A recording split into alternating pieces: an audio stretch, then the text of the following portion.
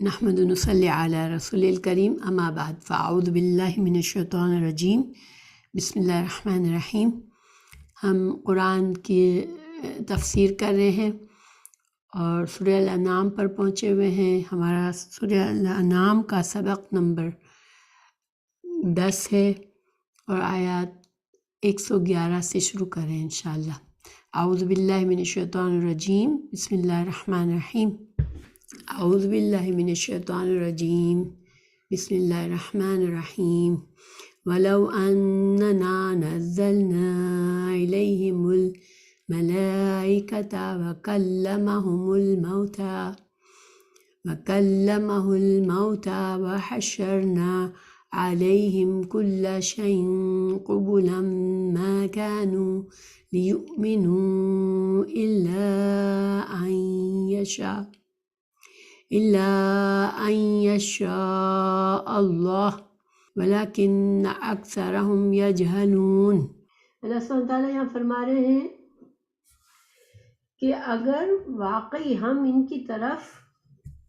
فرشتے اتار دیتے اور ان سے مردے گفتگو کرتے اور ہم ہر چیز ان کے سامنے لا جمع کرتے تو بھی یہ ایسے نہ تھے کہ ایمان لے آتے مگر یہ کہ اللہ چاہے، لیکن ان کے اکثر جہالت برتتے ہیں۔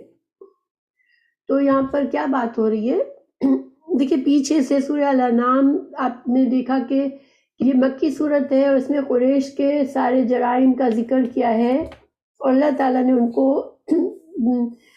دعوت بھی دی ہے، لیکن سورہ الانعام جو ہے وہ almost like towards the and ہے مکی زندگی، آپ صلی اللہ علیہ وسلم میں جو مکی نبوت میں آپ نے مکی وقت گزارا، مکی دور، تو اب چونکہ ان کے جرائم کی اب انتہا ہو گئی اور ان کو سمجھانے کی انتہا ہو گئی، تو اس میں کافی وعیدیں بھی ہیں، ان کو جہاں سمجھایا جا رہا ہے وہاں ڈانٹ بھی آ رہی ہے اور ساتھ ساتھ رسول اللہ صلی اللہ علیہ وسلم کو تسلی بھی دی جا رہی ہے، کہیں کہیں خوشخبری بھی دی جا رہی ہے کہ اب حالات بدل جائیں گے، اور اسی طرح مومنوں کو بھی سمجھایا جا رہا ہے کہ چونکہ ظاہری باتیں ایک انٹرنل وار چل رہی تھی اور مسلمان اتنے پس رہے تھے، اور نہ صرف یہ بلکہ بعض اوقات ان کی چالوں میں آ کر ان کو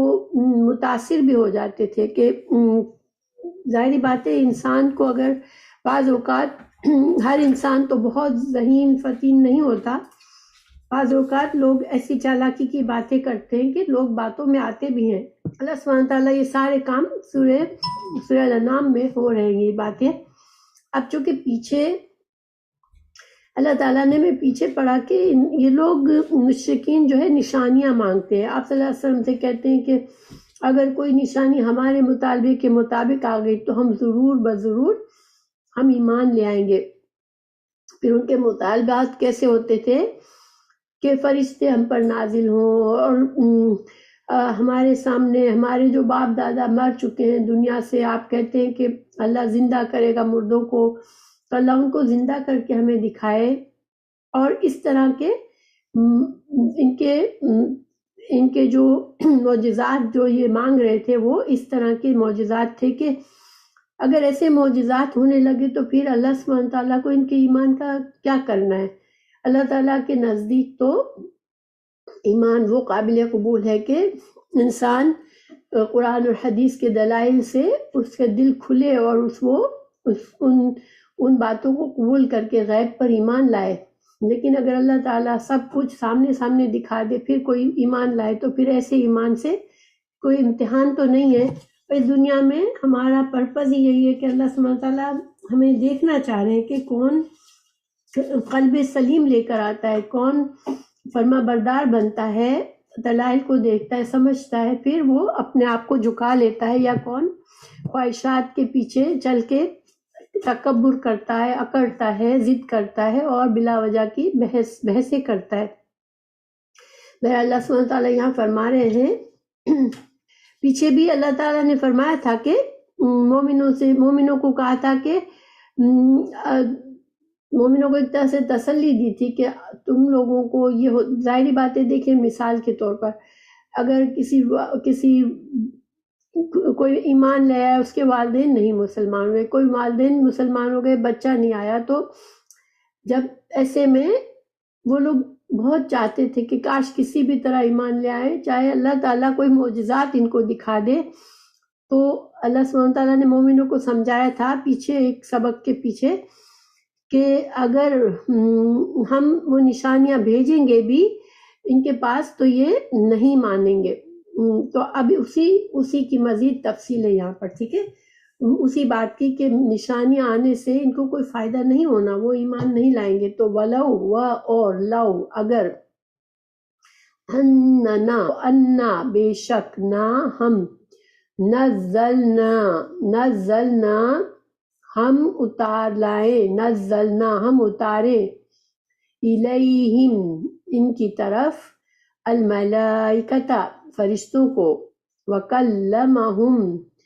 کلام کرے ہم ان سے، دو الفاظ ہیں ماشاءاللہ، الموتا مردے، موتا میت کی جمع موتا ہے مردے، وحشرنا اور قیامت کے دن کو کہتے ہیں نا، کیونکہ اس دن سب مردوں کو جمع کیا جائے گا، اٹھا کر سب لوگوں کو جمع کیا جائے گا، تو حشر اکٹھا کرے ہم علیہم ان پر کل شیء، کل ہر شیء چیز، قبلاً سامنے، ماں نہیں تھے، کانو تھے وہ، لیؤمنو کہ وہ ایمان لے آئے۔ اللہ سبحانہ تعالیٰ فرما رہے ہیں کہ جتنے بھی چیزیں تھے، کہ کل شیء یہاں پر ہر چیز سے مطلب یہ کہ ہر چیز جو انہوں نے مطالبہ کی، ٹھیک ہے۔ تو اللہ سبحانہ تعالیٰ فرما رہے ہیں کہ اگر تو ہم فرشتے ان پر بھیجے، یا ہم ان کے باپ دادوں کو، مرے ہوئے مردوں کو اٹھا کے ان کے سامنے لائیں، اور ان کے باپ دادا مرے ہوئے اٹھ کر ان کو کہیں کہ ہاں ہم مر گئے تھے، اللہ نے ہمیں اٹھایا ہے اور اللہ دوبارہ اٹھا سکتا ہے، تو اس طرح کی باتیں اگر مردے کرنے لگے ان سے، یا پھر ہم تمام جو بھی چیزیں یہ ہم سے کہہ رہے ہیں، سورہ بنی اسرائیل میں بہت سی باتیں ان کی بہت سی ڈیمانڈیں لکھی ہوئی ہیں کہ وہ لوگ کیا کیا مطالبات کر رہے تھے آپ صلی اللہ علیہ وسلم سے،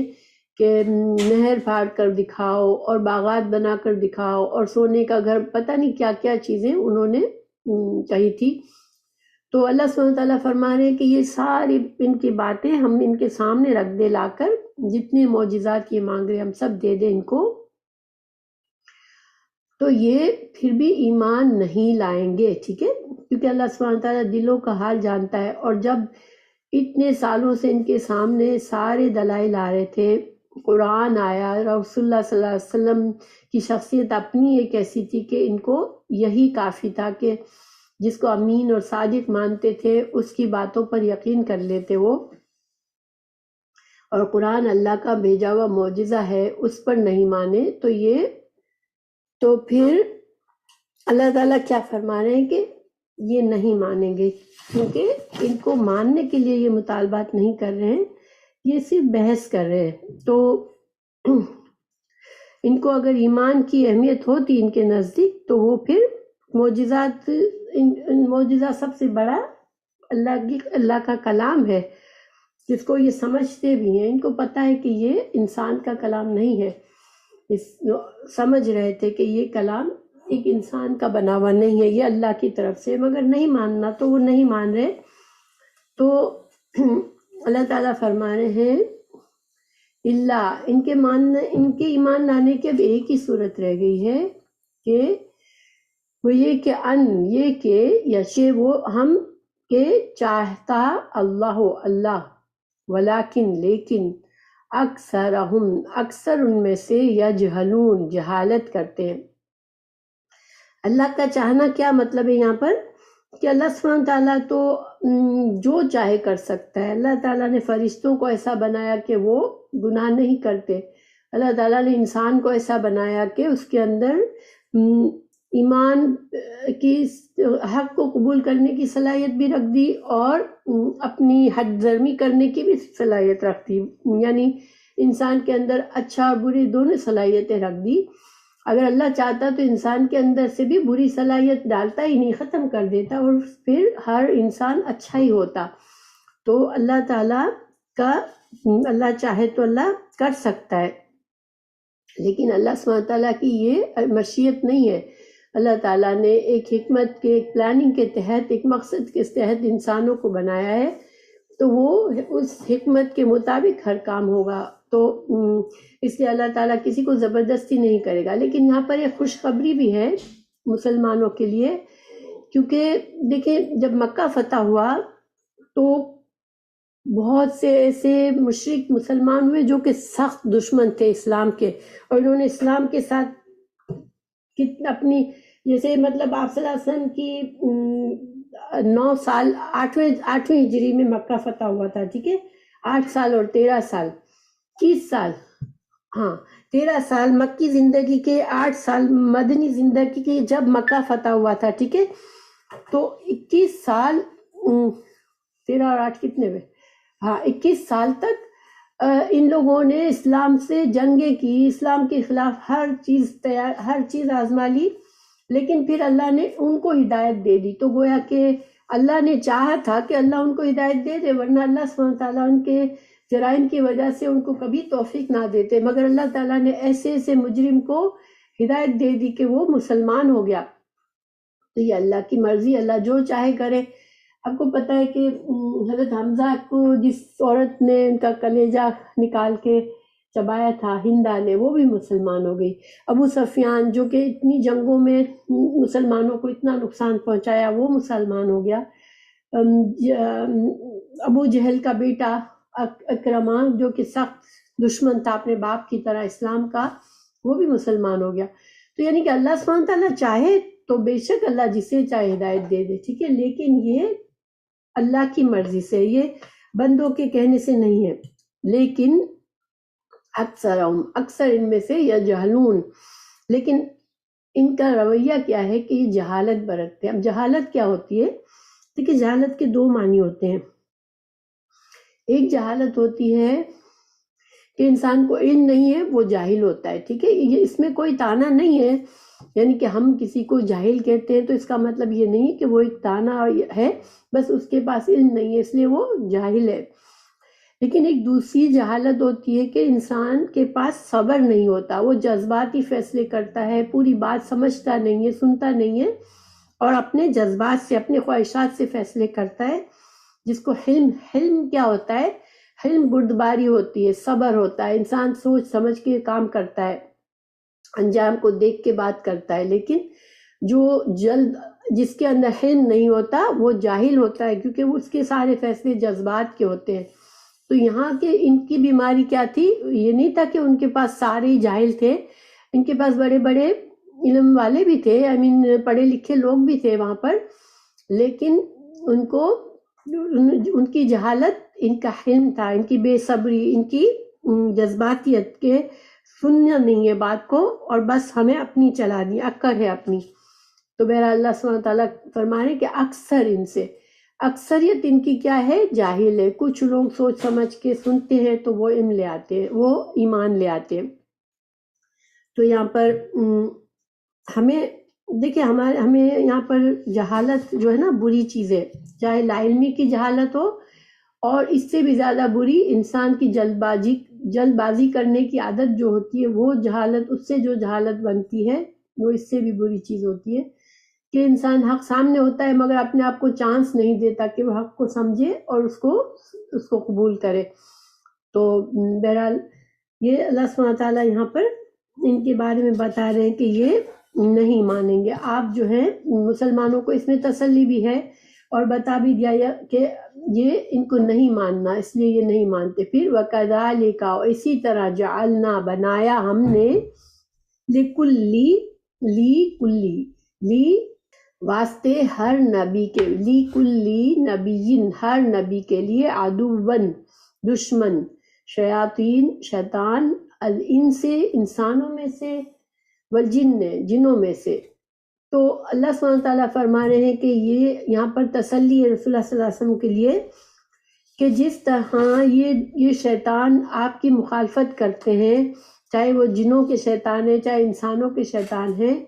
تو اسی طرح ہر نبی کے ساتھ ہوا کہ ان کے جب بھی انہوں نے مشن اپنا لے کر آئے تو ان کے سامنے یہ انسانوں اور جنوں کے شیطان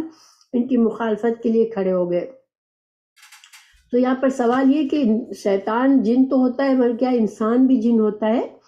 انسان بھی شیطان ہوتا ہے؟ تو دیکھیں جب انسان برائی کی طرف بہت جاتا ہے اور اللہ تعالیٰ کی کھلی نافرمانی کرتا ہے تو گویا وہ شیطان کی بات مانتا ہے۔ تو پھر ایسے میں شیطان ایسے انسانوں کو جو خطرناک قسم کے جو مجرم ہوتے ہیں، بہت بڑے مجرم ہوتے ہیں، اللہ کے نافرمان ہوتے ہیں، ان کے اندر شر بہت زیادہ ہوتا ہے، پھر وہ کیا کرتے ہیں، وہ ایک دوسرے سے ان کا کمیونیکیشن ہوتا ہے۔ شیطان ایسے برے لوگوں کو اپنا ساتھی بنا لیتا ہے، وہ پھر کیا کرتے ہیں، شیطان کا کام وہ انسان کرتے ہیں، وہ کسی بھی خیر کو کرنے سے روکتے ہیں، اپنے آس پاس کے لوگوں میں شر پھیلاتے ہیں اور وہ ہر خیر سے روکتے ہیں۔ تو یہ انسانوں کے شیطان ہوتے ہیں۔ حدیث بھی ہے مسند احمد میں کہ رسول اللہ صلی اللہ علیہ وسلم نے حضرت ابو ذر کو سکھایا کہ وہ انس اور جن کے شیطانوں سے کی شر سے پناہ مانگے۔ اور ہم دیکھیں سورہ قل اعوذ برب الناس، سورہ الناس اور سورہ فلق میں بھی ہم جو پناہ مانگتے ہیں تو اس میں انسانوں اور جنوں کے شیطانوں سے پناہ مانگتے ہیں، بیکاز اللہ سبحانہ تعالیٰ کی ہم پناہ مانگتے ہیں کہ اللہ ہمیں ان کے شر سے بچائے۔ تو بہرحال اللہ تعالیٰ فرما رہے ہیں کہ اور یہ تسلی دی جا رہی ہے کہ یہ جو اس قدر شیطانیت ان کے اندر ہے تو یہ صرف آپ کے ساتھ نہیں ہے، یہ مخالفت صرف آپ کے ساتھ نہیں ہے، یہ تمام انبیاء کے ساتھ ہوئی۔ اور مطلب یہ ہے کہ ایک طرح سے کہا جا رہا ہے آپ صلی اللہ علیہ وسلم سے کہ آپ صبر کریں جس طرح اور انبیاء نے صبر کیا اس معاملے میں۔ اور یہ جن اور انسان کیا کرتے ہیں آپس میں، یوحی وہ وحی کرتے ہیں۔ وحی کیا ہوتا ہے؟ خفیہ طور پر کچھ اشارہ کرنا۔ اللہ سبحانہ تعالیٰ کے پیغام جو آتا ہے فرشتوں کے ذریعے، وہ بھی جس سے ہم سے خفیہ ہوتا ہے نا، خفیہ طور پر انبیاء کے دل میں بات ڈالی جاتی ہے، انبیاء کے پاس فرشتے آ کے بتاتے ہیں۔ تو اسی طرح وحی کا مطلب یہ بھی ہوتا ہے کہ کوئی خفیہ پلاننگ کرنا، ہاں سیکریٹ طور پر ایک دوسرے کو میسیجز دینا، یعنی شیطان کے وسوسے، ٹھیک ہے، یا شیطانوں کے وسوسوں کو وحی کہا ہے، یوحی کہا ہے کہ یوحی وہ وسوسے ڈالتے ہیں، بعد ان کے الا طرف بعض کے، پھر کیا کرتے ہیں، زخرفا، یہ ملمہ شدہ باتیں کرتے ہیں، ملمہ شدہ یعنی کہ خوبصورت انداز میں، خوبصورت دھوکہ دیتے ہیں، خوبصورت انداز میں باتوں کو پیش کرتے ہیں، جھوٹ کو سجا بنا کے پیش کرتے ہیں، القولی بات کو غرورن دھوکہ دینے کے لیے، ٹھیک ہے، غرور جو ہے جسے مغرور ہم جس کو کہتے ہیں، مغرور کیوں کہتے ہیں کہ وہ اپنے آپ کو بہت بڑا سمجھتا ہے، حالانکہ یہ اس کا اپنا دھوکہ ہوتا ہے، وہ بڑا نہیں ہوتا۔ تو اسی طرح غرور کا مطلب دھوکہ ہوتا ہے، اور شیطان کو بھی الغرور کہا ہے کہ وہ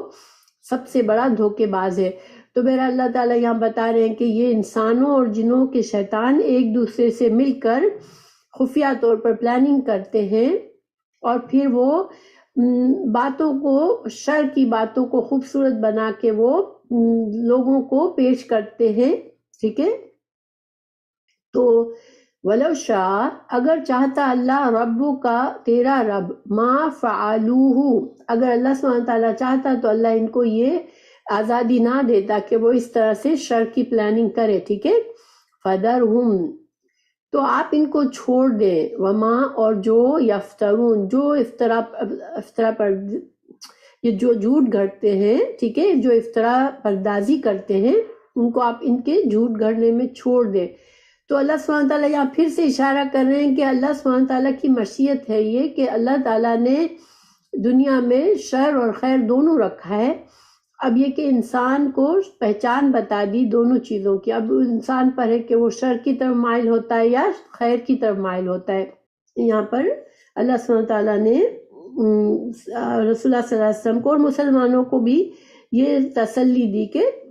آپ جو ہے جو حق پر ہو، تو یہ سارے یہ جو شرارتیں ہو رہی ہیں، جو ان کا شر ہے،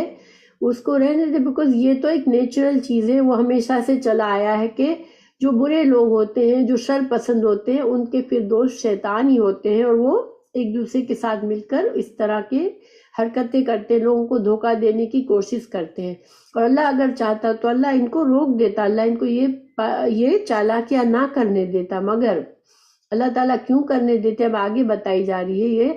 ولی تسغا و اور لی تاکہ تسغا تاکہ مائل ہوں الیہ اس کی طرف، یعنی اس دھوکے کی طرف، یہی کی ضمیر کہاں جا رہی ہے؟ غرور کی طرف، اس شیطانوں کے دھوکے کی طرف، ٹھیک ہے؟ تاکہ جب یہ شیطان دھوکے کے لیے شر کو خوبصورت بنا کے پیش کرتے ہیں تو کیا ہوتا ہے کہ مائل ہوتے ہیں اس شر کی طرف افئدۃ دل الذین ان لوگوں کے لا نہیں یؤمنون جو ایمان رکھتے بالآخرہ، جن کے دلوں میں آخرت کا ایمان نہیں ہوتا، پھر وہ ان کی باتوں پہ، ان کے دھوکوں میں آ جاتے ہیں، ان کے دھوکے میں آ جاتے ہیں۔ وَلِيَرْضَوْهُ اور لی تاکہ یرضوا راضی ہو جائے وہ، تاکہ راضی ہو جائے اس سے، یعنی اس دھوکے سے، دھوکے کی باتوں میں آ کر وہ خوش ہو جائے۔ وَلِيَقْتَرِفُوا اور یہ بھی کتنے الفاظ ہیں؟ یقترفوا، اور چاہیے کہ تاکہ وہ یقترفوا قاف را فا سے آتا ہے، اور قرفہ کا معنی جو ہوتا ہے نا، کسبہ کا الٹا ہوتا ہے۔ کسبہ جو ہوتی ہے، کسب کیا ہوتی ہے کہ انسان محنت کرتا ہے تو اس کی کمائی اس کو ملتی ہے، ٹھیک ہے؟ محنت کی، انسان کے اعمال کا بدلہ، انسان کی محنت کی کمائی، اس کو کسب کہتے ہیں۔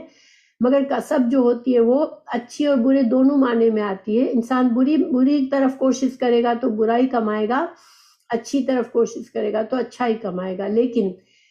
یہ قرفہ جو ہوتی ہے یہ صرف بری کمائی کے لیے معنی میں آتا ہے، ٹھیک ہے؟ جو انسان برے مقاصد کے لیے بھاگ دوڑ کرتا ہے، پھر وہ بری کمائی، برا انجام کماتا ہے۔ تو تاکہ وہ کمائے ما جو ہم مقترفون جو وہ کمانے والے ہیں، مقترفون یہ جمع ہے، مقترف اس کی واحد ہوگی۔ تو اللہ سبحانہ تعالیٰ چونکہ اللہ کی حکمت سے یہ دنیا چل رہی ہے، تو اللہ سبحانہ تعالیٰ فرما رہے ہیں کہ یہ اللہ کی مشیت ہے کہ اللہ نے شر کو بھی دنیا میں رکھا ہے، اور شیطانوں کو بھی دنیا، اور یعنی جنوں اور انسانوں کے شیطانوں کو بھی موقع دیا ہے کہ وہ دھوکہ دے۔ لیکن اس دھوکے میں کون آئے گا؟ جس کو آخرت کا یقین نہیں ہوگا۔ جو لوگ آخرت کے بارے میں، دیکھیں آخرت کا یقین کیا ہے کہ ہمیں ایک دن اللہ کے سامنے کھڑا ہونا ہے، اور اللہ سبحانہ وتعالیٰ ہمارے تمام اعمال کے مطابق ہمیں جزا دیں گے۔ تو یہ جس کو یہ یقین ہوتا ہے وہ اللہ سے ڈرتا ہے اور وہ برائی سے بچتا ہے۔ لیکن جن کو یہ یقین نہیں ہوتا، آخرت کے بارے میں شک و شبہات ہوتے ہیں، پوری طرح سے علم نہیں ہوتا، وہ کیا کرتے ہیں کہ وہ یا تو غلط عقائد بنا لیتے ہیں کہ آخرت میں ہمیں تو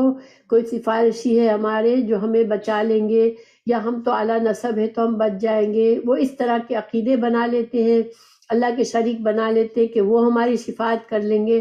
تو جو لوگ غلط عقائد آخرت کے بارے میں بنا لیتے ہیں، یا آخرت کے بارے میں ان کو شک ہوتا ہے کہ اب کیا پتہ اللہ تعالیٰ کیسے زندہ کرے گا، اور کسی کو یہ ہوتا ہے کہ پتہ نہیں ہم جس طرح سے آج زندہ ہیں ایسے تھوڑی ہوں گے، ہماری تو شاید روحیں ہوں گی جن کو کوئی فرق نہیں پڑتا، چاہے ان کو سزا ملے، چاہے ان کو نعمتیں ملیں۔ لیکن ایسا نہیں ہے، جیسے ہم ہیں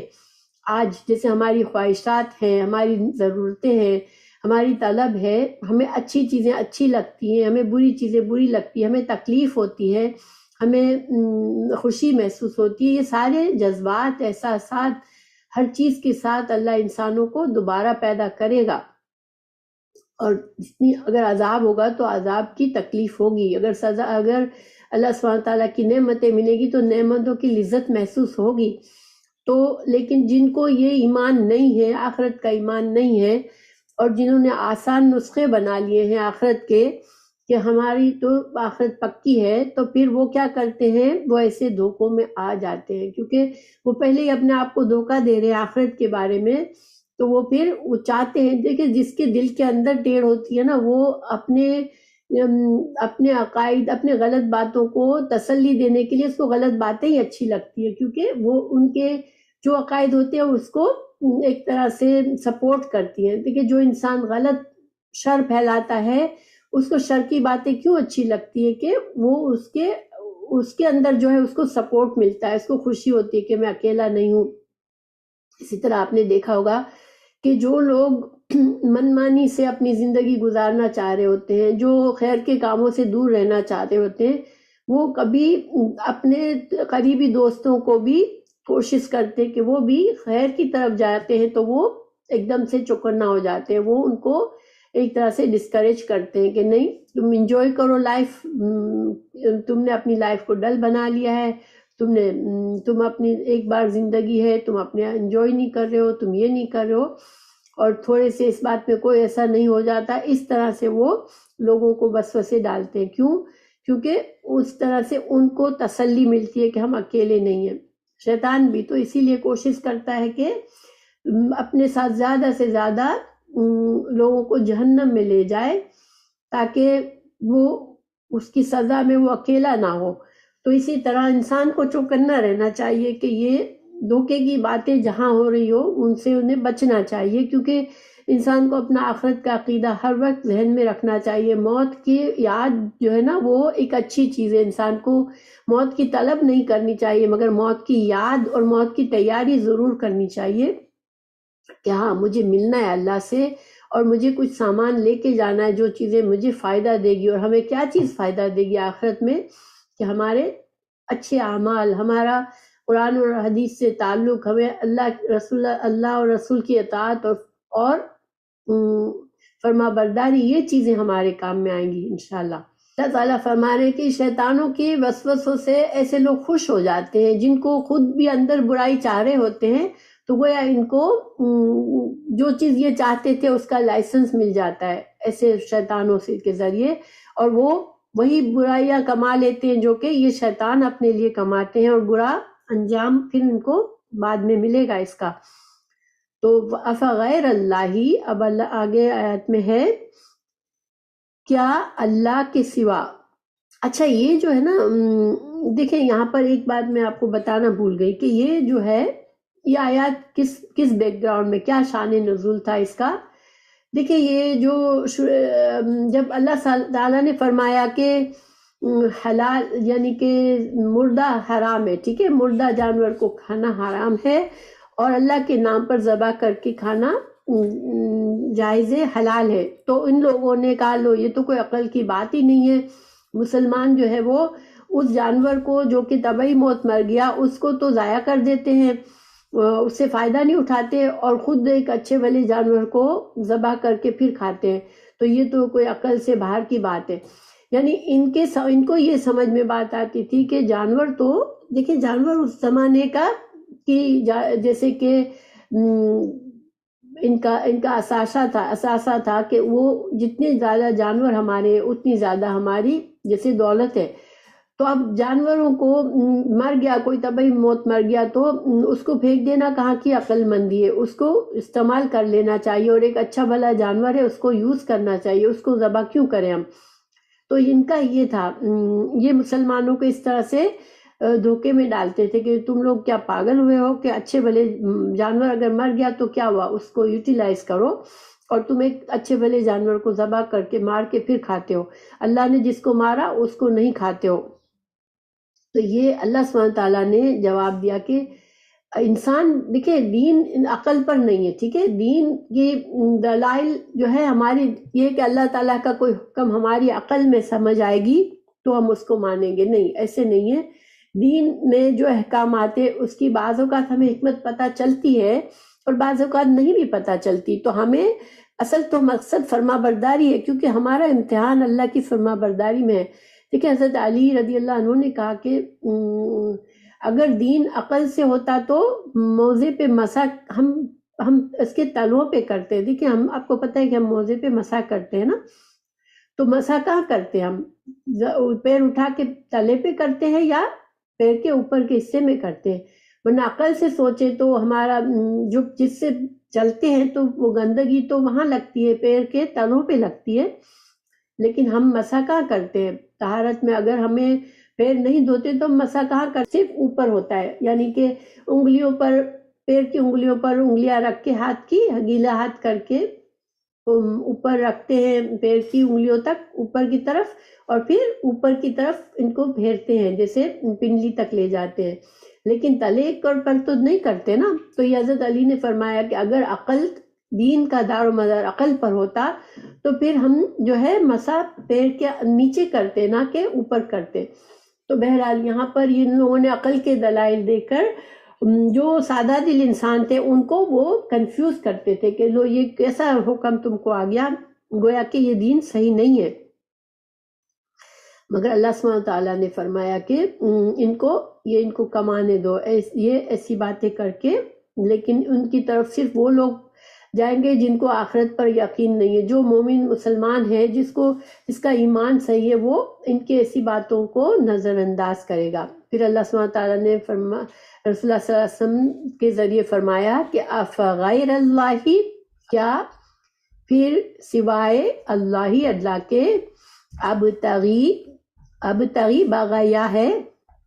میں تلاش کروں، حکمن، کوئی حاکم۔ حکم جو ہوتا ہے وہ حاکم سے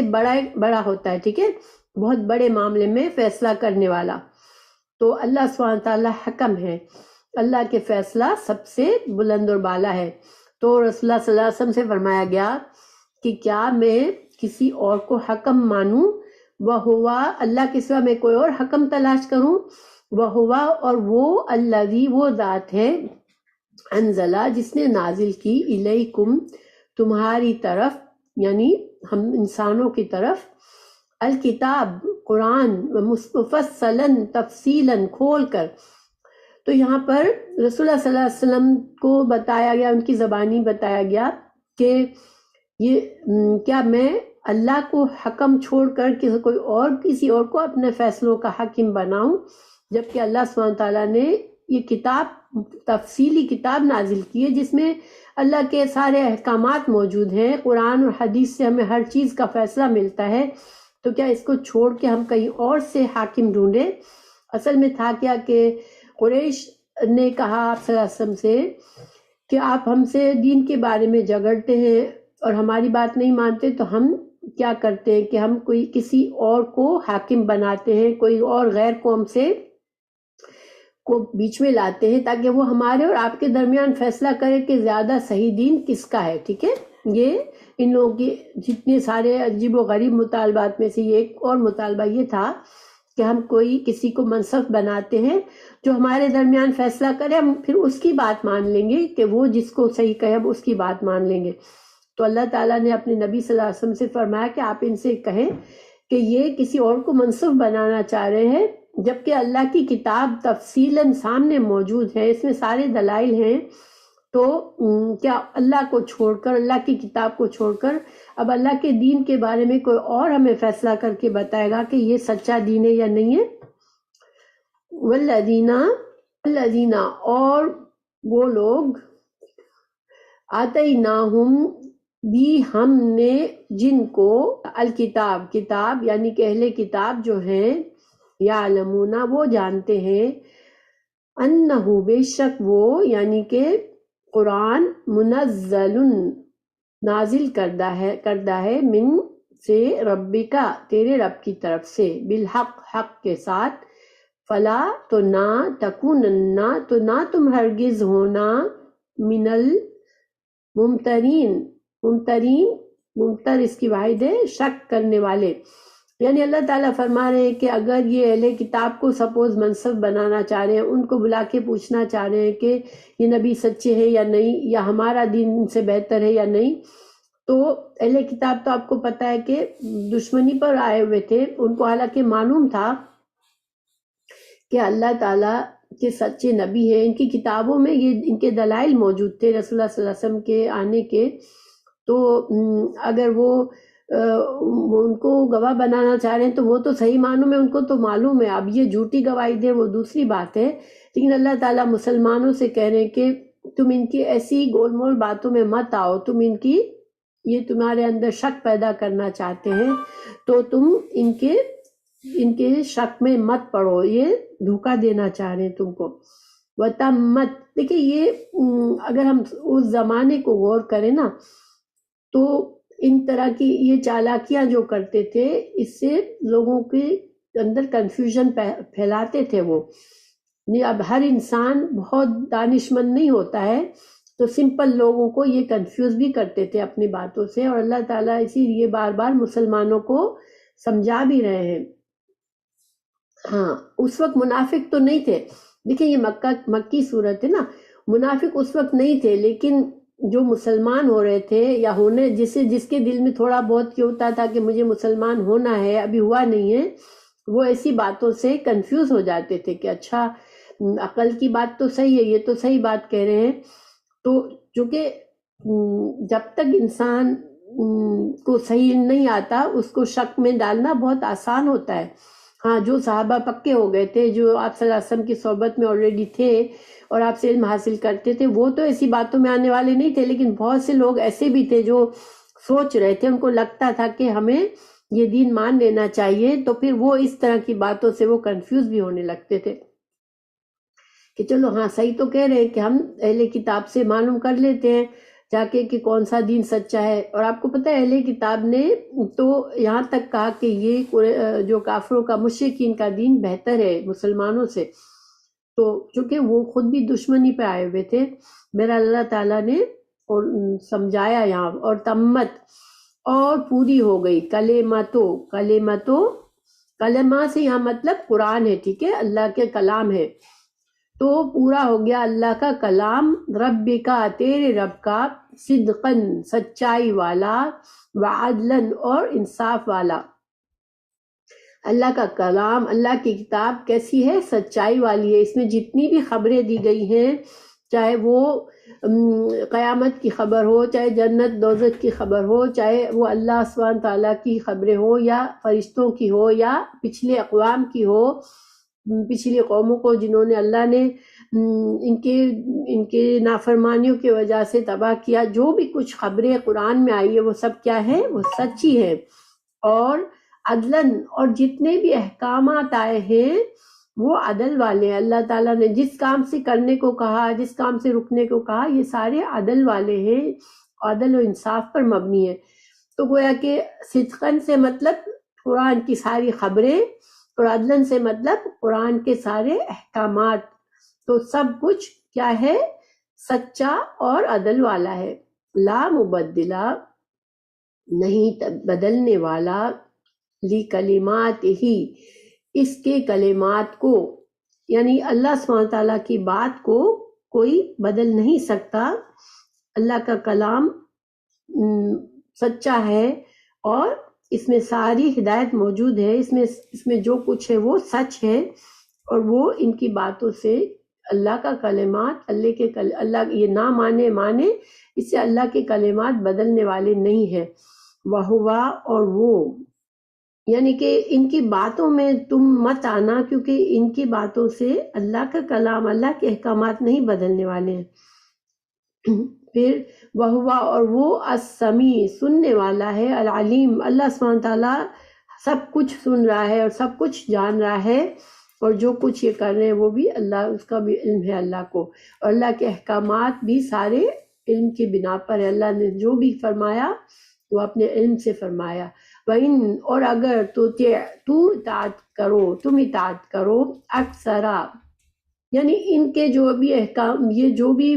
ہنگامے کرتے ہیں، جو باتیں پھیلاتے ہیں، جو جھوٹ گھڑتے ہیں، ان سے سچ پر کوئی آنچ نہیں آنے والی ہے۔ اللہ سبحانہ تعالیٰ کا جو بھی سچ ہے، قرآن ہے، وہ بدلنے والا نہیں ہے، اور وہ سمیع، سننے والا اور جاننے والا ہے۔ وَإِن تُطِعْ، اور اگر تو اطاعت کرے، اکثر من، جو فی الارض، زمین میں ہے، یضلوک، وہ بھٹکا دیں گے تجھ کو، عن، سے، سبیل اللہ، اللہ کے راستے سے۔ وَإِن، نہیں، یتبعون، دیکھیں ان کا معنی اگر ہوتا ہے، ان کا معنی ویسے اگر ہوتا ہے، لیکن ان کے بعد اللہ آ جاتا ہے آگے تو پھر ان کا مطلب نہیں ہو جاتا ہے. تو نہیں یہ پیروی کرتے مگر ظن، مگر یہ صرف کیا کرتے ہیں، صرف گمان. ان کے پاس کوئی دلائل نہیں ہے، یہ صرف اپنے جھوٹے دماغوں میں ان کے جو وہم، ان کے گمان ہے، جو چیزوں انہوں نے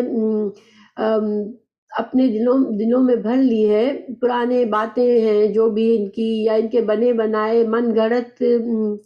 عقائد ہیں، اس کے علاوہ یہ اور کسی چیز کی پیروی نہیں کرتے. اپنے باپ دادا کی پیروی کرتے ہیں، ان کے دین کی پیروی کرتے ہیں بغیر دلیل کے، اور جو کچھ ان کے دماغ میں آتا ہے وہ اس کی پیروی کرتے ہیں، جو شیاطین ان کو وسوسے ڈالتے ہیں اس کی پیروی کرتے ہیں. یہ سارے ظن کی باتیں، اس میں کوئی بھی حقیقت نہیں ہے. وَإِنْ اور نہیں وہ اللہ یخرصون، یا وہ قیاس آرائیاں کرتے ہیں. دیکھیں حق تو حق ہے، ٹھیک ہے، اگر انسان صحیح معنوں میں قرآن کو پڑھتا ہے اس کو اللہ کی باتیں سمجھ میں آتی ہے، اس کو حق سمجھ میں آتا ہے، ٹھیک ہے. لیکن انسان جس کو اپنی مرضی چلانی ہوتی ہے وہ اپنے اندازوں سے، اپنے ماحول سے کچھ عقائد، کچھ باتیں گھڑ لیتا ہے جس کے اوپر وہ چلتا رہتا ہے. اور مگر یہ ساری کیا ہوتی ہے، قیاس آرائیاں ہوتی ہے. اگر ان سے دلائل پوچھو تو کوئی دلائل نہیں ہوتے ان کے، صرف ایک جھوٹی تقلید ہوتی ہے. جو بات انہوں نے دیکھا اپنے بابا و اجداد کو کرتے ہوئے اسی پر چلتے رہے. اور آج دیکھیں ہم مسلمانوں کی بہت سی اکثریت جو ہے نا، وہ مسلمان تو ہے لیکن انہوں نے کبھی صحیح طرح سے دین کو سیکھنے کی کوشش نہیں کی ہے. آج کل دیکھیں، غور کریں، بہت سے مسلمان ہیں، ٹھیک ہے، مگر کیا سچی بات یہ کہ انہوں نے اللہ کے کلام اور آپ صلی اللہ علیہ وسلم کے فرامین سے صحیح طرح سے دین سیکھا؟ وہ کیا کر رہے ہیں، وہ صرف جو ان کو انہوں نے دیکھا اپنے باپ دادا کو، جو چل رہا ہے، جو ماحول میں چل رہا ہے، بس اسی پر عمل کرتے ہیں. لیکن دیکھیں دنیا کے بارے میں آپ غور کریں کہ دنیا میں جب بچہ پیدا ہوتا ہے تو ہمیں فکر ہوتی ہے کہ بچے کو صحیح نہیں دیں گے ہم، اس کو ایجوکیشن صحیح نہیں ہوئی تو وہ کیا کرے گا، کہ اس کو سمجھ نہیں ہوگی. تو دنیا کے بارے میں ہم بہت اچھی طرح جانتے ہیں کہ اگر بچے کو صحیح تعلیم نہیں ملی، ایجوکیشن نہیں کرائی ہم نے، تو وہ جاہل رہ جائے گا، اس کی سمجھ میں کمی رہے گی، وہ کچھ آگے ترقی نہیں کر سکے گا. لیکن دین کو ہم نے اتنا فور گرانٹیڈ لیا ہے کہ دین کی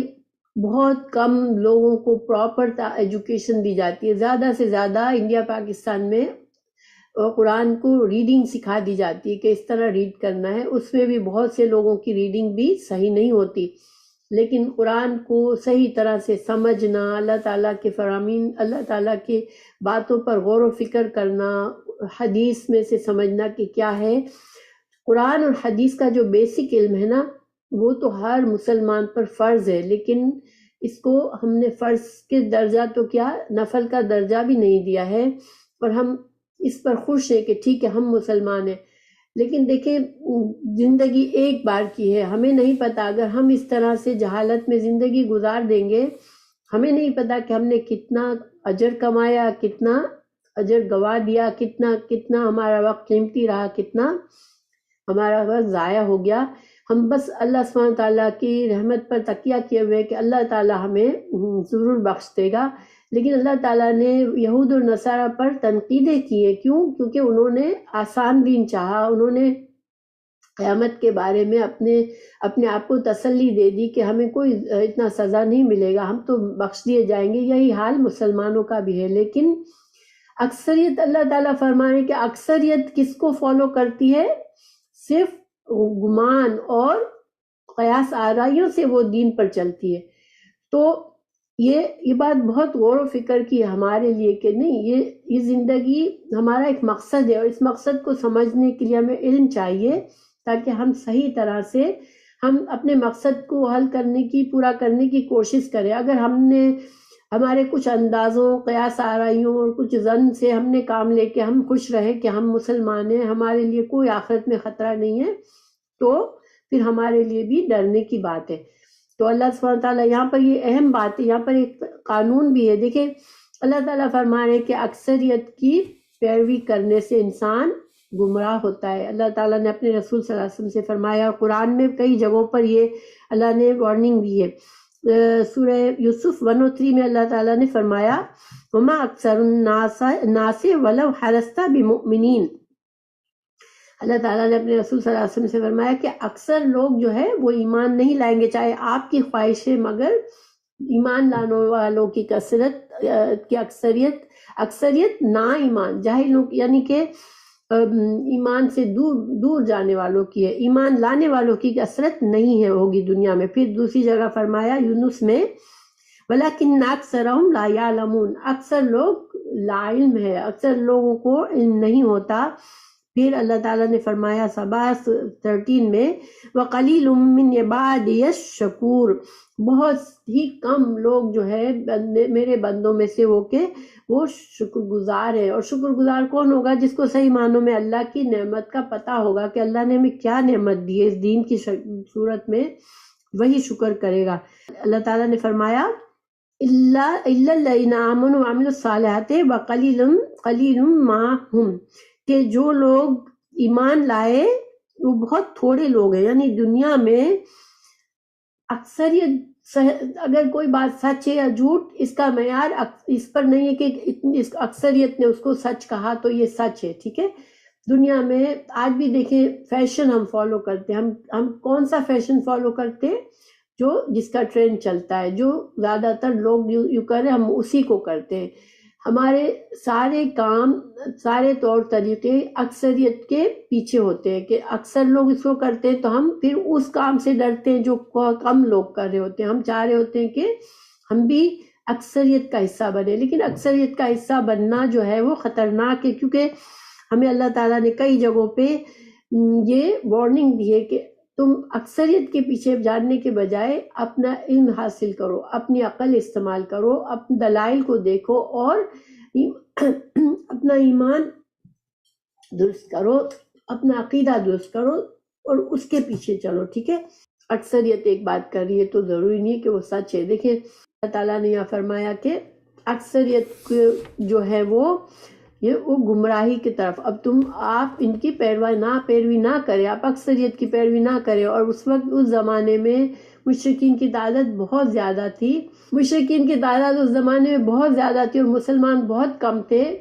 تو سمجھایا گیا کہ تم کم ہو لیکن تم صحیح دین پر ہو, اور تم ان کے باتوں میں مت آؤ اور ان کے پیچھے مت جاؤ. ان یتبعون, کیونکہ یہ صرف گمان اور قیاس سے چل رہے ہیں. ان ربک, بے شک تیرا رب, ہوا عالم, وہ زیادہ جانتا ہے. اللہ تمہارا رب زیادہ جانتا ہے کون بھٹکا ہوا ہے عن سبیلہ, اس کے راستے سے, وہوا, اور وہ عالم و زیادہ جانتا ہے بالمہتدین. اللہ سبحانہ تعالیٰ, تم اللہ پر بھروسہ کرو کیونکہ اللہ سبحانہ تعالیٰ کو یہ علم ہے کہ کون گمراہ ہے اور کون گمراہی چاہتا ہے اور کون ہدایت چاہتا ہے, کون ہدایت کے راستے پر چلتا ہے اور کون گمراہی. اس لیے تم اللہ پر چھوڑ دو, اللہ پر بھروسہ کرو, اور ظاہری بات ہے جو انسان گمراہی کی طرف جائے گا وہ اسی کا مطابق اجر پائے گا, اور جو ہدایت پر جائے گا وہ ہدایت کے لحاظ سے اجر پائے گا. اللہ تعالیٰ نے, اب دیکھیں میں نے بتایا شان نزول ان آیت کا کیا تھا کہ وہ مسلمانوں کو جب حلال حرام کے لیے کہا گیا کہ حرام مردہ جانور حرام ہوتا ہے تو انہوں نے مسلمانوں سے کہا کہ یہ تو عقل کے باہر کی بات ہے. تو اب اللہ تعالیٰ نے ان کو تنقید کرنے کے بعد مسلمانوں کو اب دوبارہ سے تاکید کی کہ فَكُلُوا, کہ کھاؤ, مما, اس میں سے جو ذکر اسم اللہ, جس پر اللہ کا نام لیا گیا ہو وہ جانور کھاؤ. ٹھیک ہے, جس کو ذبح کرتے وقت اللہ کا نام لیا گیا ہو تم اس کو کھاؤ. علیہ ان کنتم, اگر ہو تم بآیات ہی, اللہ کی آیت پر, مؤمنین, تم ان کی باتیں چھوڑ کر اللہ پر تمہیں ایمان ہے تو تم کیا کرو, پراپر طریقے سے ذبح کر کے, اللہ کا نام لے کے جانور کو ذبح کر کے پھر اس میں سے کھاؤ. وما لکم, اور نہیں ہے تم کو, اور کیا ہے تم کو, اللہ کے نا تأکلوا, تم کھاؤ گے, مما, اس میں سے جو ذکر کیا گیا, اسم نام اللہ ہی, اللہ کا, علیہ, اس پر وقد اور تحقیق فصل اس نے کھول کر بیان کر دیا لکم تمہارے لیے ماں جو حرما اللہ نے حرام کیا ہے علیکم تم پر. تو اللہ سبحانہ تعالیٰ فرما رہے کہ حلال حرام ہم نے کھول کر تم کو جب بتا دیا تو پھر تم کو حرام کھانے کی کوئی ضرورت نہیں ہے، تمہیں حلال ہی کھانا ہے. اچھا یہاں پر میں انشاءاللہ آپ کو تھوڑا حلال حرام کے بارے میں بتاؤں گی، کیونکہ یہ آیات جو ہے قرآن میں مختلف جگہوں پہ حلال حرام کی آیات آئی ہیں، تو انشاءاللہ میں سارا ایک ساتھ آپ کو بتاتی ہوں ان کے بارے میں. کیونکہ اللہ تعالیٰ یہ فرما رہے ہیں، پیچھے کا بھی حوالہ دے رہے کہ آپ کو حلال حرام بتا دیا ہے کھول کر، تو پھر تم حرام کیوں کھاؤ گے. ہاں البتہ اللہ مگر مت تورر جو مجبور کیے گئے الیہ اس کی طرف، یعنی کہ حرام کا کلمہ کہنے کے لیے اگر کسی کو مجبور کیا گیا، حرام کھانے پر مجبور کیا گیا، اور چونکہ وہ ماحول ایسا تھا کہ بہت سے کمزور مسلمان ابھی بھی ان کے قبضے میں تھے مشرکین کے، تو کہہ دیا گیا کہ اگر کسی کو زندگی کی اپنی جان کا خطرہ ہے اور جس کو مجبور کیا جا رہا ہے تو اس کے لیے اللہ نے رخصت رکھی ہے. ٹھیک ہے، اب اللہ سبحانہ تعالیٰ کی رخصتیں انسان قبول کر سکتا ہے، لیکن دیکھیں ایک ہوتا ہے رخصت اور ایک ہوتی ہے عزیمت. ٹھیک ہے، تو اللہ تعالیٰ نے جب یہ فرمایا ہمیں کہ انسان کو جب بہت مجبور کیا جائے، اس کو جان کا خطرہ ہے، تو وہ حرام کر سکتا ہے کچھ بھی، چاہے کام ہے چاہے کھانا ہے. اب کوئی ضد کرے کہ نہیں میں حرام نہیں کھاؤں گا بھلے مجھے موت آ جائے، ٹھیک ہے، تو اب اس کے لیے کیا یہ اجازت ہے یا نہیں. ٹھیک ہے، تو اس کے بارے میں دیکھیں اصول کیا ہے کہ اللہ سبحانہ تعالیٰ نے جو رخصتیں دی ہیں ایک مسلمان کو اس کو قبول کرنا چاہیے. یعنی اگر اس کو جان کا خطرہ ہے، کہیں ایسی جگہ پر ہے کہ حرام کے سوا اس کو کوئی کھانا نہیں ہے، اور اگر وہ حرام نہیں کھائے گا تو وہ مر جائے گا، تو تھوڑا سا کھا لے. ہمیں سورہ بقرہ میں سکھایا ہے کہ بس تھوڑا سا، اتنا کہ وہ نہ اس کا خواہش مند ہو حرام کھانے کا اور نہ وہ اس کھانے میں زیادتی کرے، بس اتنا سا کہ اس کے مرنے سے بچ جائے. ٹھیک ہے، تو یہ جائز ہے اور یہ اللہ کی رخصت پر عمل کرنا ہے. لیکن کبھی ایسی سچویشن ہوتی ہے کہ اسلام کا نام سربلند کرنا ہے. ٹھیک ہے، اسلام کے نام کو سربلند کرنے کے لیے اگر کسی انسان کو، مسلمان کو سر عام مجبور کیا جائے کہ تم یہ گناہ کا کام کرو، اب وہ کہے کہ چاہے مجھے تم مار بھی دو میں نہیں کروں گا، ٹھیک ہے، اور اس کو مار دیتے ہیں، تو اب جو اتنے سارے عوام جو اس کے آس پاس ہیں ان کو اسلام کی عظیمت بتانے کے لیے کہ اسلام جو ہے وہ ورث ہے کہ انسان اس کے لیے اپنی جان بھی قربان کر دے. اللہ کی رضامندی اس قابل ہے کہ انسان اس کے لیے اپنی جان بھی قربان کر دے. تو اگر اس کی نیت اسلام کی عظمت، اسلام کی عظمت کو بڑھانے کی ہے تو وہ ایک عظمت والا کام ہے، وہ عزت والا کام ہے. ٹھیک ہے، ورنہ انسان کو اللہ کی رخصتوں پر عمل کر لینا چاہیے. جیسے اگر ہم سفر میں ہیں، روزہ رکھنا ہے، اب ہم ضد کریں کہ نہیں کتنا بھی مشکل ہے سفر، میں اپنا روزہ نہیں چھوڑوں گی رمضان میں، اور پھر پتہ چلا کہیں ادھر بے ہوش ہو رہے کبھی ادھر بے ہوش ہو رہے، تو یہ جو ہے نا عزیمت نہیں ہے. ٹھیک ہے، اس میں رخصت کو قبول کرنا بہتر ہے. لیکن جیسے کہ میں نے بتایا کہ کبھی اسلام کی شان بڑھانی جہاں ہوتی ہے تو وہاں پر انسان عزیمت لیتا ہے، یا تو وہ اس کے لیے صحیح ہے. اور سفر اگر آسان سا ہے، اس میں کوئی روزے کی اتنا جان کا مشکل نہیں ہے، تو سفر میں روزہ رکھ لے تو اس میں کوئی ممانعت نہیں ہے. وَإِنَّ كَثِيرًا فَإِنَّ بے شک کثیرن بہت سے لوگ لَيُضِلُّونَ جو گمراہ کرتے ہیں بِأَهْوَائِهِمْ اپنی خواہشات کے ساتھ بغیر علم کے. ان ربک بے شک تیرا رب ہوا عالم وہ خوب جانتا ہے بالمعتدین جو حد سے بڑھنے والے ہیں. تو اللہ تعالیٰ یہاں فرما رہے ہیں کہ دیکھیں حلال و حرام کے بارے میں بہت سے لوگ اپنی خواہشات سے باتیں کرتے ہیں، کیونکہ ان کو خود حرام پسند ہوتا ہے اور دوسروں کو بھی اس کی طرف بلاتے ہیں. تو یہاں بھی یہی سچویشن تھی کہ جو مشرک تھے وہ مسلمانوں کو حرام کی طرف انکریج کرتے تھے کہ لو جو جانور مر گیا اللہ نے مارا ہے تو تم اس کو کیوں نہیں کھاتے ہو. یا اسی طرح یہاں آج کل کے زمانے بھی لوگ بعض لوگ کہتے لو اس میں کیا ہے، یہ تو حلال ہے، یہ اس میں کیا خرابی ہے، تو یا چھوٹی چھوٹی باتوں میں کہ چلو ہم یہاں تو ہمیں حلال نہیں میسر ہے تو ہم حرام کھا سکتے ہیں. دیکھیں یہ اس طرح کی باتیں انسان کو خیال رکھنا چاہیے، کیونکہ اللہ سبحانہ تعالیٰ جانتا ہے کہ انسان کیسا ہے، اللہ کی حدوں کو توڑنے والا ہے اور بہانے ڈھونڈ رہا ہے، تو وہی اللہ جانتا ہے. اور جو اللہ کی حدوں کی پابندی کر رہا ہے، دل میں خوف ہے لیکن مجبوری میں کوئی کام کر رہا ہے، تو بھی اللہ جانتا ہے. ٹھیک ہے. وَذَرُوا اور چھوڑ دو ظاہری اس میں گناہ کو، والباطن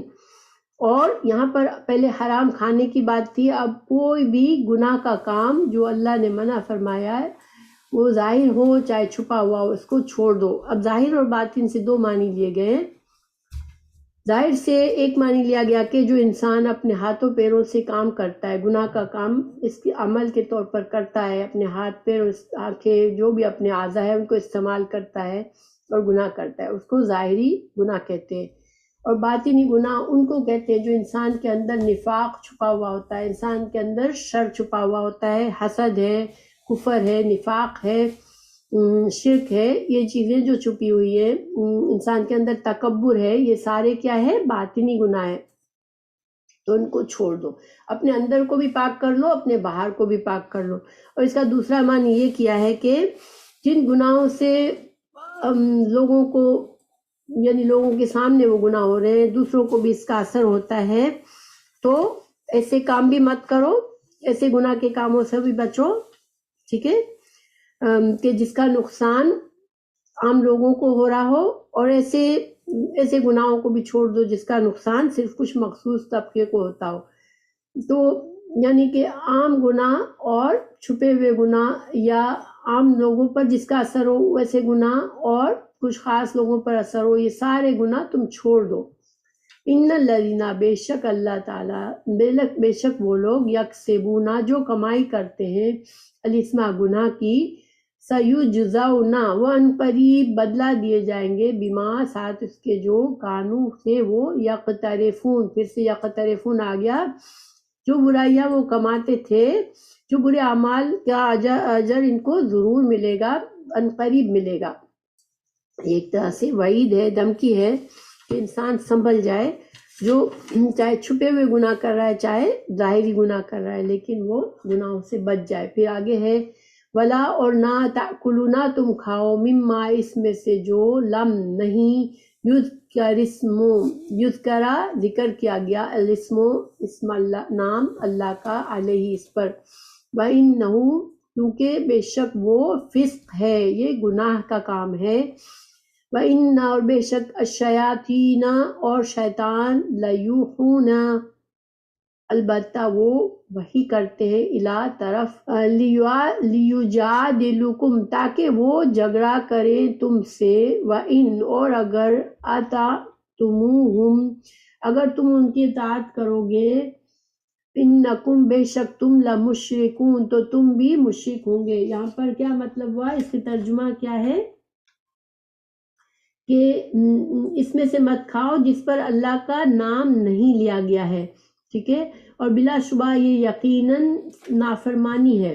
اور بے شک شیطان اپنے دوستوں کے دلوں میں ضرور باتیں ڈالتا ہے تاکہ وہ تم سے جھگڑا کرے، اور تم نے ان کا کہنا مان لیا تو بلا شبہ تم بھی مشرک ہو. تو یہاں پر دو باتیں بتائی گئی، ایک تو وہ حلال ہے جس کے اوپر ذبح کرتے وقت اللہ کا نام لیا، دوسرا وہ حرام ہے جس کے اوپر ذبح کرتے وقت اللہ کا نام نہیں لیا گیا یا کسی اور کا نام لیا گیا، یہ سب حرام ہے. اب دیکھیں حلال اور حرام کا میں تھوڑا سا آپ کو خلاصہ دے دیتی ہوں. ٹھیک ہے. حلال حرام کے بارے میں پہلی بات یہ کہ اللہ سبحانہ تعالیٰ نے یہ لیسن تو پورا ہوا. ٹھیک ہے. کہ اللہ تعالیٰ نے یہاں بتا دیا کہ ایسے کام شیطانوں کی طرف سے ہوتے ہیں، جو شیطان تمہارے دلوں میں وسوسے ڈالے اور تمہیں حرام چیزوں پر اکسائے، گناہوں پر اکسائے، تو تم جو ہو ان کی اگر تم ان کی اطاعت کرو گے تو پھر تم بھی مشرک ہو. ٹھیک ہے. چاہے تم بھلے بولتے ہو ہم کلمہ پڑھنے والے ہیں، لیکن اگر تم حلال حرام کے بارے میں بھی دیکھیں، صرف کلمہ پڑھنا اور پھر حلال حرام کی پرواہ نہ کرنا یہ مسلمان نہیں ہے۔ اور ہمیں ہماری زندگی میں اگر ہم غور کریں تو بہت سے حرام کام ہو رہے ہیں جس کو آج ہم بہت بڑی اہمیت نہیں دیتے، ٹھیک ہے۔ انسان کو اپنی روزی کمانے کے لیے، اپنی ضرورتیں پورا کرنے کے لیے، ہر چیز کے لیے انسان کو حلال ذرائع استعمال کرنے چاہیے۔ اگر انسان شیطانوں کے بہکانے میں اور وہ شیطان ہی ہوتے ہیں جو حرام کی طرف تم کو اکساتے ہیں، تو انسان کو اپنے اندر سے حرام نکالنا چاہیے۔ اور یہاں پر سب سے بڑی جو ہمارے اندر عام چیز ہے مسلمانوں میں، وہ سود خوری ہے۔ اور اللہ سبحانہ تعالیٰ ہمیں اس کی کانشیسلی ہمیں ایفرٹ ڈالنی چاہیے کہ سود کا نشان بھی نہ ہو ہماری زندگی میں۔ اللہ تعالیٰ ہمیں محفوظ رکھے اس حرام کام سے، جس کو بہت عام کر دیا اور ہمیں پتہ بھی نہیں چلتا کہ ہم وہ گناہ کر رہے ہیں۔ ہمیں گاڑی خریدنی ہے، ہم سود پر لے لیتے ہیں۔ ہمیں کوئی بھی اپنی بڑی خواہش پوری کرنی ہے، ہم سود کا سہارا لے لیتے ہیں۔ اللہ تعالیٰ ہمیں محفوظ رکھے۔ اچھا، اب میں تھوڑا سا خلاصہ دیتی ہوں حلال و حرام کا۔ اللہ سبحانہ تعالیٰ نے دو باتیں انسانوں کو کہی ہے، طیب اور حلال کھاؤ۔ تو طیب اور حلال، طیب کیا ہوتا ہے؟ طیب اس چیز کو کہا جاتا ہے جس سے انسان کو کے حواس بھی لذت یاب ہو اور اس کے نفس بھی جسمانی اور روحانی طور پر بھی لذت دینے والی چیز۔ یعنی طیب ایسی چیز ہوتی ہے جو اس کو انسان کو روحانی اور جسمانی طور پر جیسے اس میں خوشی محسوس ہوتی ہے، اس سے لذت محسوس ہوتی ہے، وہ صاف ستھری، خوشگوار اور پاک چیز ہوتی ہے، ٹھیک ہے۔ اچھا، مگر ہر طیب چیز حلال نہیں ہوتی، ٹھیک ہے۔ تو جب قرآن میں ہمیں کہا کہ طیب کھاؤ تو پھر اس میں حلال شامل ہوتا ہے، لیکن عام رول یہ کہ ہر طیب چیز، ہر خوشگوار چیز جو ہم کو کھا کر خوشی ہوتی ہے، اچھی لگتی ہے، وہ حلال ضروری نہیں ہے کہ ہو۔ ہاں، تو حلال، اللہ نے ہمیں حلال چیزیں کھانے کے لیے کہا، ٹھیک ہے۔ تو حلال کیا ہے؟ اب دیکھیں حلال ہمیں کیسے پتہ چلتا ہے۔ تو پہلی بات یہاں پر ایک چیز میں آپ کو کہنا بھول گئی تھی کہ کیوں اللہ تعالیٰ نے اتنا مسلمانوں کو یہاں سمجھایا کہ ان کی باتوں میں مت آؤ، کیونکہ دیکھیں ہوتا کیا ہے، آپ ایک معاشرے میں رہ رہے ہوتے ہو، ٹھیک ہے، جہاں پر ایک چیز کو گندا کہا جاتا ہے کہ وہ اچھی چیز نہیں ہے، اس کو کراہت محسوس کرتے ہیں اس چیز سے، اس کام سے، تو ایک جنرل عادت بن جاتی ہے کہ ہم اس ماحول میں رہ کر اس میں کراہت محسوس کرتے ہیں۔ جیسے مثال کے طور پر جو لوگ بہت زیادہ ہندوؤں کے ساتھ رہے، ان کو گوشت کو کھانا اچھا نہیں لگتا، وہ ویجیٹیرین بن جاتے ہیں۔ انڈیا میں بہت سے لوگ جو ہے وہ ویجیٹیرین صرف اس لیے بن جاتے ہیں کہ ان کے آس پاس کے لوگ گوشت کو کھانا پسند نہیں کرتے، حالانکہ گوشت حلال چیز ہے۔ تو یہی قاعدہ یہاں پر اللہ تعالیٰ نے مسلمانوں کو سمجھایا کہ چونکہ وہ لوگ قریش کے ساتھ رہتے تھے، مشرکین کے ساتھ رہتے تھے، اب مشرکین اگر ان کے دلوں میں یہ الٹی آئیڈیاز ڈالتے ہیں کہ تم خود جانور کی جان لیتے ہو، پہلے اس کو قتل کرتے ہو، پھر اس کو کھاتے ہو، یہ تو بری بات ہے، تم کو مرا ہوا کھانا چاہیے جس کو اللہ نے مارا ہے، ٹھیک ہے۔ تو اس طرح سے مسلمانوں کو سمجھایا گیا تھا۔ لیکن عام جو ہمارے لیے بھی حلال حرام میں بعض اوقات یہ ہوتا ہے کہ ہم جس ماحول میں رہ رہے ہوتے ہیں، ہم جہاں اس چیز کو اچھا سمجھا جاتا ہے، ہم بھی ایک طرح سے اس پہ اچھائی محسوس کرتے ہیں، اور بعض اوقات کچھ حلال چیزوں کو ناپسند کرنے والے لوگ آس پاس ہوتے ہیں تو ہم اس میں پڑ جاتے ہیں، اس کو ناپسند کرنے لگتے ہیں۔ لیکن یہ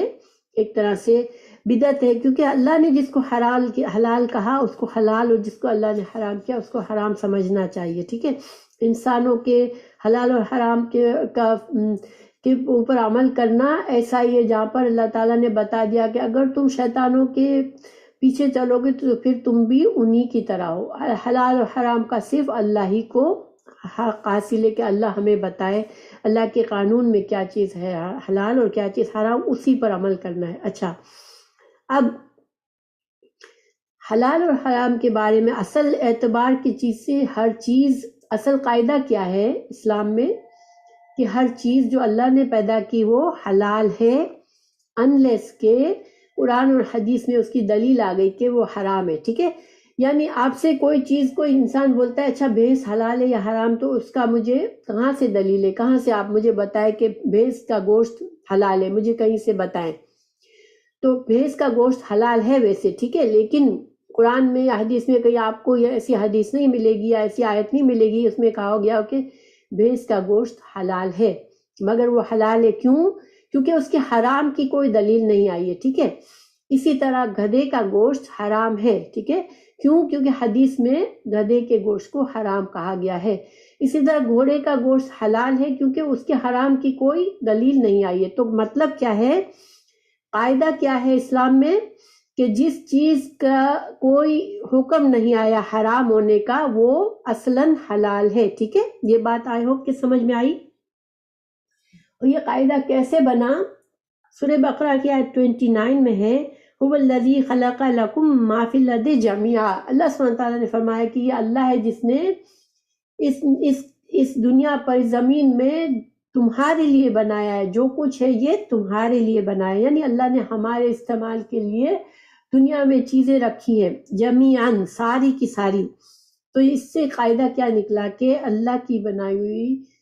ہر چیز ہمارے لیے جائز اور حلال ہے، جب تک کہ اللہ تعالیٰ نے قرآن اور حدیث کے ذریعے ہمیں اس کے حرام ہونے کا نہ بتایا، ٹھیک ہے۔ تو کبھی کوئی بھی آپ سے دلیل مانگے کہ اچھا فلاں چیز حلال ہے، اس کی دلیل کا ہے، تو دلیل اس کی نہیں ہوتی۔ دلیل کس چیز کی ہوتی ہے؟ کہ حرام کی ہوتی، کیونکہ حرام تھوڑی چیزیں، حلال ساری چیزیں ہیں، اس لیے تو جو کم چیزیں اس کے دلائل ڈھونڈنے ہیں ہمیں۔ اچھا، پہلی بات یہ بات کلیئر ہے، کوئی کنفیوژن تو نہیں ہے اس میں کہ ہر چیز اصل کے لحاظ سے حلال ہے جب تک کہ اس کے حرام ہونے کی دلیل آ جائے۔ اچھا، اب دوسری بات، قرآن میں سورہ بقرہ 172 میں 4 چیزیں ہمیں بتائی گئی، خنزیر کا گوشت، خون، مردار اور غیر اللہ کے نام پر ذبح کیا ہوا جانور، یہ 4 چیزیں حرام کہی گئی۔ اچھا، سورہ مائدہ کی آیت نمبر 3 میں انہی 4 چیزوں کا نام لے کے ان کو حرام کیا، لیکن اس میں مردار حرام ہے، تو مردار کی تفصیل کہ مردار سے کیا مطلب ہے، اس کی تفصیل آئی سورہ مائدہ کی آیت نمبر 3 میں۔ تو سورہ بقرہ میں ہمیں کہا گیا کہ خنزیر کا گوشت، خون، مردار اور غیر اللہ کے نام کا ذبیحہ حرام ہے، 4 چیزیں۔ اس میں سے جو مردار ہے اس کی تفصیل ہمیں کہاں آ گئی؟ سورہ مائدہ میں اللہ تعالیٰ نے بتا دیا، گر کر مرنے والا جانور، گلا گھوٹ کر مرنے والا جانور، اس طرح کی ساری چیزیں اللہ نے ہمیں بتا دی کہ وہ حرام ہے، ٹھیک ہے، اس کی تفصیل بتا دی۔ اچھا، سورہ الانعام 145 میں اللہ تعالیٰ نے پھر انہی 4 چیزوں کا ذکر کیا، مگر خون کی تفصیل آئی کہ کون سا خون حرام ہے۔ اللہ تعالیٰ نے بتایا سورہ الانعام کے 145 میں کہ بہتا ہوا خون حرام ہے، یعنی گوشت جب ہم بوٹی ہوتی ہے، بوٹی میں سے بھی خون نکلتا ہے، جب ہم گوشت لے آتے ہیں اس کو دھو رہے ہوتے ہیں تو خون نکلتا ہے، مگر وہ گوشت بوٹی کے اندر ملا ہوا ہوتا ہے۔ لیکن جس وقت جانور کو ذبح کیا جاتا ہے اس وقت جو بہت سارا خون اس وقت نکلتا ہے، بہہ رہا ہوتا ہے، وہ خون اس کو بھر کے پینا یہ حرام ہے، ٹھیک ہے۔ لیکن بوٹی کے اندر جو بچا ہوا خون ہوتا ہے وہ تو اس کو ہم نچوڑ کر نکال نہیں سکتے، تو اس کے بارے میں یہ حکم نہیں ہے۔ تو خون کی تفصیل کہاں آ گئی؟ سورہ الانعام 145 میں۔ سورہ نحل کی 115 میں پھر انہی 4 چیزوں کا ذکر کیا کہ یہ 4 چیزیں حرام ہیں، ٹھیک ہے۔ اچھا، تو قرآن کے ذریعے کتنی چیزوں کو حرام کرنے کی دلیل آئی؟ 4 چیزوں کی، صحیح، اور ان 4 کی تفصیلات بھی، وضاحت بھی کر دی گئی سورہ کہ بہتا ہوا خون اور کون کون سے مردار جانور حرام ہیں۔ اچھا، پھر حدیث کے ذریعے اللہ تعالیٰ نے حدیث میں فرمایا، ترمذی کی حدیث ہے، خبردار لوگوں، اللہ کے قرآن کی طرح اللہ نے مجھے بھی احکامات دیے ہیں، جو چیزیں اللہ کے رسول صلی اللہ علیہ وسلم نے حرام کی ہیں وہ اللہ ہی کی حرام کی ہوئی ہیں، ٹھیک ہے۔ تو اللہ کے رسول صلی اللہ علیہ وسلم نے فرمایا کہ اللہ تعالیٰ نے کچھ چیزیں حدیث کے ذریعے رسول اللہ صلی اللہ علیہ وسلم کو بتائی کہ وہ حرام ہے۔ وہ کیا چیزیں ہیں؟ تو رسول اللہ صلی اللہ علیہ وسلم نے ایک قاعدہ بتایا کہ تمام جانور جو کچلی سے شکار کرتے ہیں، کچلی کیا ہوتی ہے؟ جو نوکیلے بڑے بڑے لمبے دانت دونوں سائڈوں پہ نکلتے ہیں، جیسے ڈراکولا کے دانت ہوتے ہیں، آپ نے دیکھا بلی کے بھی ایسے دانت ہوتے ہیں، شیر کے ہوتے ہیں، 2 نوکیلے جو نابز ہوتے ہیں، وہ جانور اس سے وحشی جانور جو ہوتے ہیں وہ اس سے شکار کرتے ہیں اپنے دانتوں سے، تو اور سارے ایسے جانور جن کے یہ اندر یہ دانت ہوتے ہیں جس سے یہ شکار کرتے ہیں، تو وہ سارے جانور ہم پر حرام ہے۔ تو گویا بلی بھی حرام ہے، کیونکہ بلی کے بھی یہ ہے، کتا بھی حرام ہے، اس لیے کتے کے بھی یہ دانت ہوتے ہیں۔ اچھا، اور وہ تمام پرندے جو اپنے پنجوں میں شکار کرتے ہیں وہ بھی حرام ہے۔ تو قاعدہ ہمیں کیا ملا؟ تمام پرندے جو پنجوں سے شکار کرتے ہیں، چیل ہے، باز ہے، یہ سارے پرندے کیا ہوتے ہیں؟ یہ ہم پر حرام ہے۔ مرغی بھی پرندہ ہے مگر وہ اپنے پنجوں سے شکار نہیں کرتی، اسی طرح کبوتر اپنے پنجوں سے شکار نہیں کرتا، اسی طرح اور بہت سے برڈز جو ہوتے ہیں وہ پنجوں سے شکار نہیں کرتے۔ جو چیل ہے، باز ہے، اس طرح کے جو پرندے ہیں وہ پنجوں سے شکار کرتے ہیں تو وہ حرام ہے ہم پر، ٹھیک ہے۔ اچھا، پھر حدیث کی روح سے، چونکہ اللہ سبحانہ وتعالیٰ نے فرمایا کہ بہتا ہوا خون حرام ہے، لیکن آپ دیکھیں کہ کلیجی جو ہوتی ہے یا تلی ہوتی ہے اس میں بہت سارا خون نکل رہا ہوتا ہے، جیسے خون بہہ رہا ہے گویا، مگر یہ دونوں چیزیں حدیث کے روح سے حلال ہے، ٹھیک ہے۔ کوئی کہے کہ چلو بوٹی میں تو اتنا سارا خون نہیں ہوتا لیکن کلیجی میں بہت زیادہ ہوتا ہے اور اسی طرح تلی میں بہت زیادہ نکل رہا ہوتا ہے، تو پھر کیا یہ وہ حرام کے اس میں آتی ہے؟ تو اس کی اللہ کے رسول صلی اللہ علیہ وسلم نے ہمیں وضاحت کر دی کہ نہیں، یہ دو بہتے ہوئے خون حرام نہیں ہے، ایون دو اس کے اندر بہت سارا خون نکلتا ہے۔ اچھا، پھر گھریلو گدھا جو ہوتا ہے وہ حدیث کے روح سے حرام ہے، ٹھیک ہے، گدھا حرام ہوتا ہے۔ اب یہ تو حدیث اور قرآن سے ہمیں کتنی چیزیں پتہ چل گئی؟ قرآن سے 4 چیزیں، حدیث سے ہمیں 2 قاعدے ملے، ٹھیک ہے۔ ایک تو یہ کہ نوب والا جانور جو نوب سے شکار کرے اور جو پنجے والا پرندہ۔ پھر حدیث سے ہمیں اس کی گدھے کی حرمت کا پتہ چل گیا کہ گدھا بھی حرام ہے، لیکن ہمیں 2 حلال چیزوں کا بھی پتہ چلا کہ کلیجی اور تلی حلال ہے، ٹھیک ہے۔ اچھا، پھر کچھ حرام چیزیں ایسی ہوتی ہیں جو کہ حلال و حرام کی کچھ ایسے چیزیں ہوتی ہیں کہ قرآن اور حدیث میں وہ چیزوں کے نام نہیں آئے، ٹھیک ہے، لیکن اسلامی معاشرے میں ان چیزوں کو نجس اور ناپاک سمجھتے ہیں۔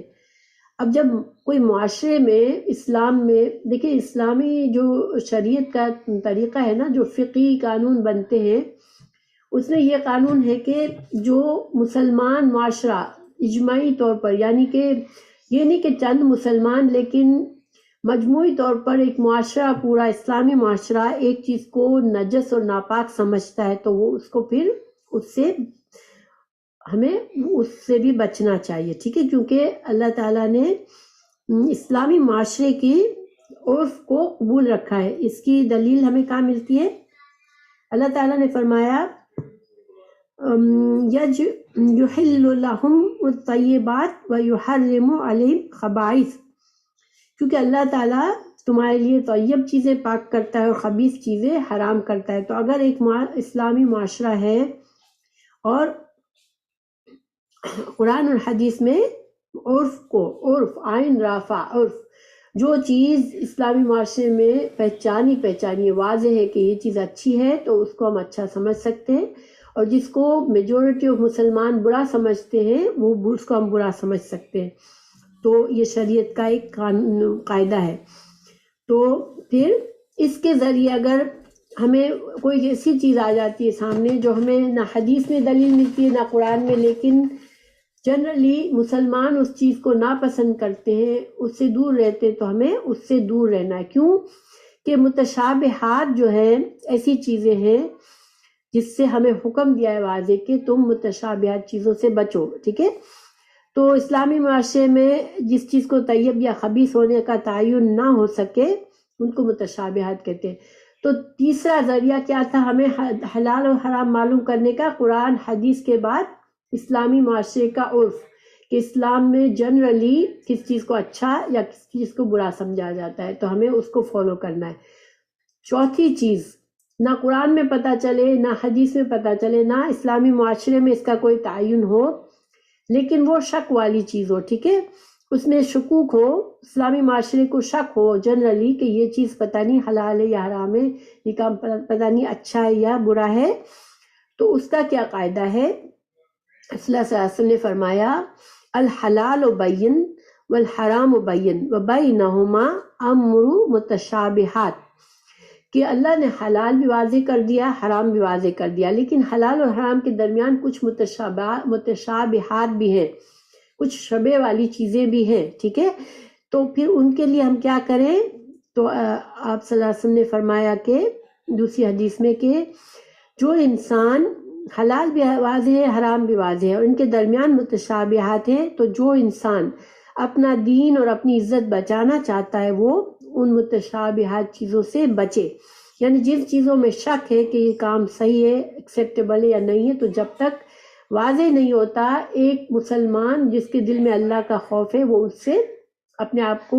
بچا کے رکھتا ہے جب تک وہ اس کی حقیقت کو نہ جان لے، ٹھیک ہے؟ ہاں، اوائڈ کرتا ہے، کیونکہ اسی حدیث کو پڑھ رہی ہوں کہ جیسے ایک چرواہا ہے کہ ممنوع جگہ پر اپنی بکریوں کو چراتا ہے تو ڈر ہے کہ اس کی بکریاں ممنوع جگہ میں داخل ہو جائے۔ دیکھیں مثال کیسی دی آپ صلی اللہ علیہ وسلم نے کہ ایک چرواہا ہے تو وہ ایسی جگہ پہ اپنی بکریوں کو چرا رہا ہے جہاں سائن لگی ہوئی ہے کہ یہاں سے پرائیویٹ پراپرٹی شروع ہوتی ہے، ٹھیک ہے؟ اب وہ اگر بکریوں کو وہاں لے جائے گا کسی اور کی زمین کے پاس، قریب بھلے اس کی نیت یہ نہ ہو کہ میں اس کی زمین کے اندر چرواؤں، لیکن وہاں اگر کسی کے باغ کے قریب وہ لے گیا، اب بکریاں اس کے باغ میں گھس کر اس میں تباہی مچائیں گی تو وہ پھر چرواہا اس کا گنہگار ہوگا، اس کو اس کی سزا ملے گی۔ تو اسی طرح اللہ کے قوانین کی جو حدیں ہیں اللہ کی، اس کے قریب بھی نہ جاؤ، توڑنے کے جو چیزیں ایسی ہو کہ شاید اس سے حد پار کر جائیں گے تو اس سے بچو، یہ اسلام کا قانون ہے، کیونکہ اللہ سبحانہ تعالیٰ نے فرمایا وَلَا تَقْرَبُوا الزِّنَا، زنا کے قریب بھی نہ جاؤ۔ اللہ نے یہ نہیں فرمایا کہ زنا نہ کرو، اللہ نے کیا فرمایا کہ جو کام زنا کی طرف تم کو لے جائیں گے، مثال کے طور پر مرد اور عورت کا الگ سے اکیلے میں ملنا، کسی غیر مرد اور عورت کا بہت زیادہ گل مل کے باتیں کرنا، ہنسی مذاق کی کثرت کرنا، ایسی چیزیں بھی، مقصد کی باتیں کرنا غیر مرد کے ساتھ اور عورت کے ساتھ، اور اچھی طرح سے کپڑے جسم کو، شریر کو، اپنے جسم کو اچھی طرح سے نہ ڈھکنا، اور ایسے کپڑے پہننا جس سے کسی کا دل للچائے، یہ ساری چیزیں کیا ہے؟ زنا کی طرف ابھارنے والی چیزیں ہیں۔ تو ہمیں یہ نہیں کہا کہ زنا سے بچو، ہمیں کیا کہا؟ زنا کے قریب نہ جاؤ، یعنی ان چیزوں سے بھی بچو، یہ اسلام میں ہے۔ سد ذرائع کہ ذرائع ہی بند کر دو، کس گناہ کا ذریعہ ہے، اگر اس راستے پہ جا کے گناہ آگے ہو سکتا ہے تو اس راستے سے بچ جاؤ۔ تو اب سارا خلاصہ کیا ہوا کہ 4 چیزوں پہ ہمیں دھیان رکھنی ہے، قرآن اور حدیث کے دلائل سے، جو قرآن کے دلائل سے جو چیزیں حرام ہیں حرام ہے، جو حدیث کے قواعد سے جو چیزیں حرام ہیں، اسلامی معاشرے میں جن چیزوں کو خبیث سمجھا گیا ان سے، یا متشابہات جن کے بارے میں شک و شبہات ہے لوگوں کو کہ پتہ نہیں ہے صحیح یا نہیں، ان سب سے ہمیں بچنا ہے اگر ہم اللہ کا تقوی کو اپنے دل میں بڑھانا چاہتے ہیں، ٹھیک ہے؟ اور اگر ہم چاہتے ہیں کہ کسی طرح بھی اللہ کی ناراضگی کو نہ لیں تو ہمیں احتیاط کرنی ہے۔ تو انشاءاللہ آج کا لیسن پورا ہوا۔